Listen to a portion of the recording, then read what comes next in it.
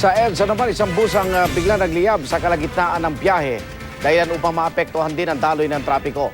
Ano kaya ang dapat natin gawin sakaling magkasunog sa ating sinasakyan? Saksi, si Tina Panganiban Perez.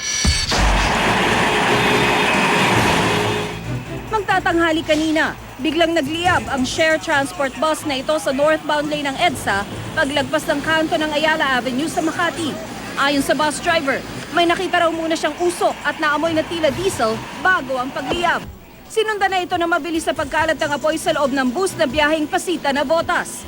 Pahirapan ang pag-apula ng mga rumespondeng bumbero dahil sa malaking apoy at paglabas ng maitim na usok mula sa bus. Sa kapal at taas ng usok, tanaw ito hanggang Estrella. May umusok po sa ilalim. Ilalim na. Sa ilalim po ng makina. Okay. Kaya po tinigil ko. Pagkatigil ko doon, pinatay ko lahat ang makina. Pagkapatay ko, pinababa ko yung mga pasahero. Bago raw sila bumiyahe, wala naman daw napansin ng driver na anumang problema sa makina. Bago po kayo bumiyahe, na-check niyo po ba yung makina? Sa wirings po nanggagaling mo. Bagamat mabilis na kontrol ang sunog, nakaapekto pa rin ito sa daloy ng mga sasakyan. Kaya pagkaapula ng apoy, hinatak na palayo ang bus ng tow truck ng MMDA.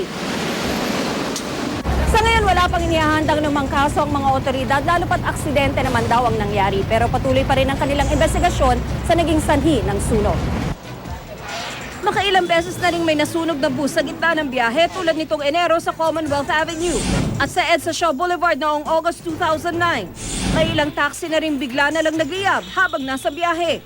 Sakali magliyab ang inyong sinasakyan, piliting maging kalmado at hanapin ang pinakamalapit na labasan.